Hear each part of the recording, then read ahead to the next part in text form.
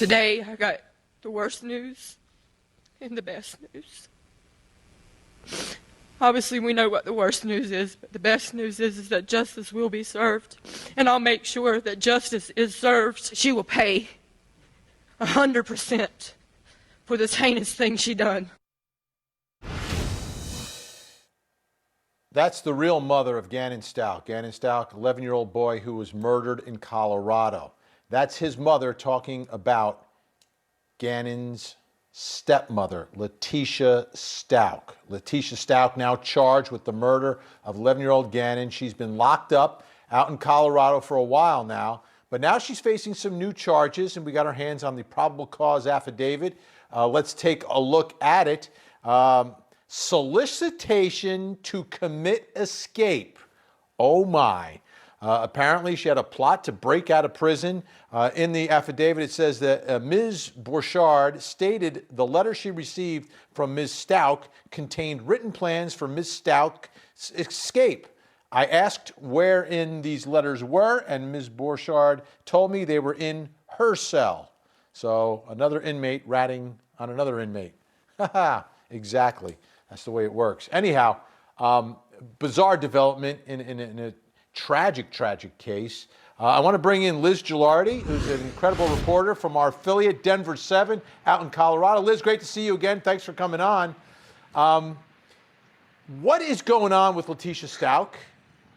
Well, that's a good question. And Vinny, anyone who's been following this case will know that she's really exhibited bizarre behavior from the very beginning, from when Gannon was reported missing. If you'll remember, she did that interview with the media a couple days later. And now we learn not only is she being accused of plotting an escape from jail, but she was also asking another inmate to assist her. That inmate came forward, wanted to speak with deputies, and handed over some of these letters. Do we have any idea how she exactly planned to break out? Because she doesn't strike me as the, I don't want to be mean here, but she doesn't strike me as the most intelligent person we've ever come across here. Well, she was planning, I guess you could say it was simple, or maybe it was something that she saw in the jail, I don't know, but she wanted to use, according to court documents, the handle of a broom to break out the window, and she thought that she could squeeze through the window and escape in that way. So that's what court documents are saying. And also in these letters that were found, there was a picture, a drawing of that window in her cell, and also kind of a code that she was using to speak with this other inmate, and then even talk about kind of a cash reward for helping and assisting in this. She had it all figured out, apparently. So what happened? Was there a status hearing today? Do we have any more information on what's going on in her cases now? Well, cases, right? Multiple, because she was already facing first-degree murder charges. The status hearing this morning, she was advised of these new charges, the new charge, solicitation to commit escape. But maybe the larger headline in all of this is now she's actually going to have to undergo a mental competency exam as this case is moving forward. Yesterday, this news came out that she is accused of planning to escape. And then yesterday afternoon, her defense counsel actually filed a motion to questioning her competency. So as you know, the court took a look at that, and if there's any question whatsoever, if they can't determine whether or not she's competent, she has to go for one of these evaluations.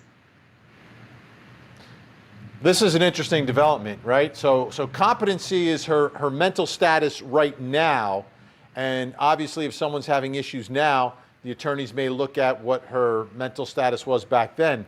But take us back in time, because you're on the ground there in Colorado.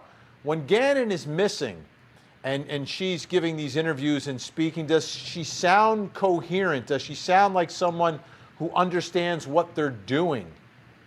Well, I know she, she was saying in one of the interviews that she did early on with one of our stations down in the Springs, she was saying that when she went in for the police interview, she stopped answering questions because she wanted an attorney. But she also says in that same interview that I would never, never, ever hurt this child. So that just some of her behavior that kind of raised questions really from the very beginning and now this latest development. See, that asking for your attorney, right? That's your right. But what it tells me is that she understands what's going on. She knows right from wrong. She understands the job that police and investigators have. So I think that could severely undermine any sort of mental defect defense that they may attempt here. What's the timetable on this? I've been tracking some Colorado cases, and I've actually spoken to you about them, that take quite some time to actually go from arrest to we're in the courtroom with a trial.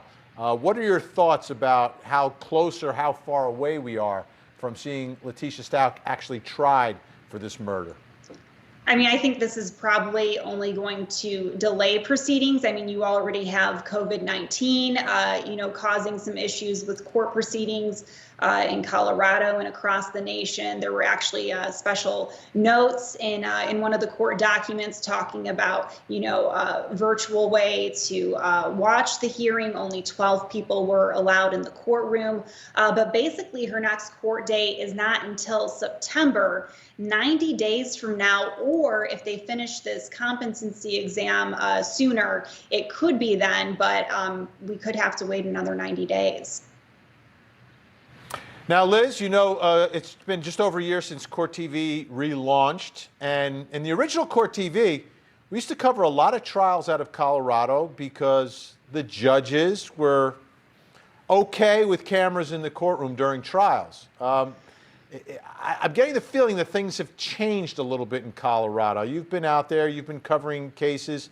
What's been your experience? Because I'm always curious as to whether or not the public will get to see what is a public trial.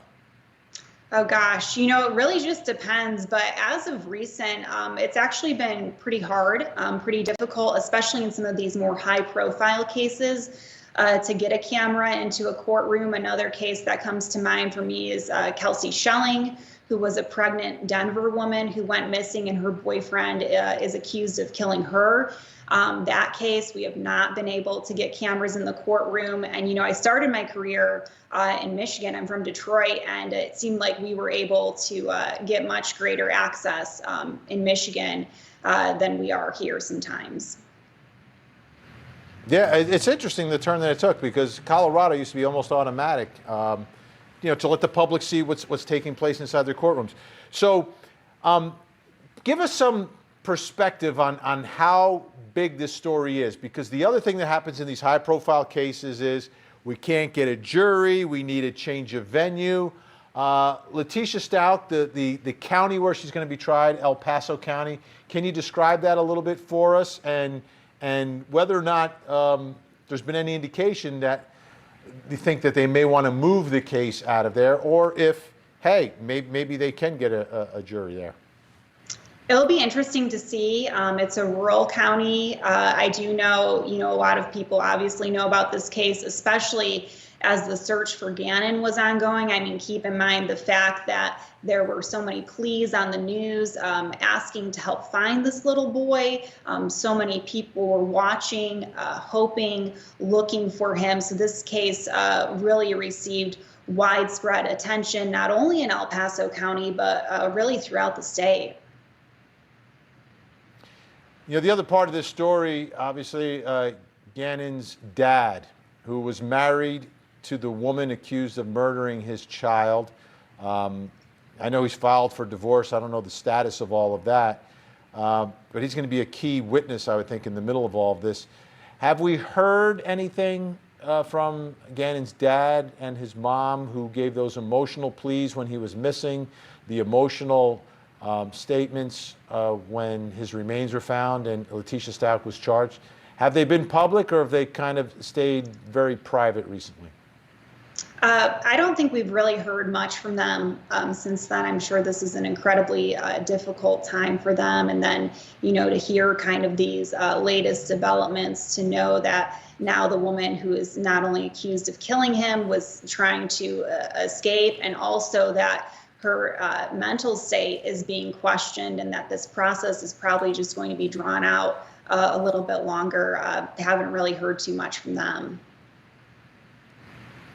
Liz Gilardi, it's always great to speak with you. I appreciate you giving us some insight on the ground out there in Colorado. Thanks so much, and we will speak again either on this case or another one of the cases that you're covering out there.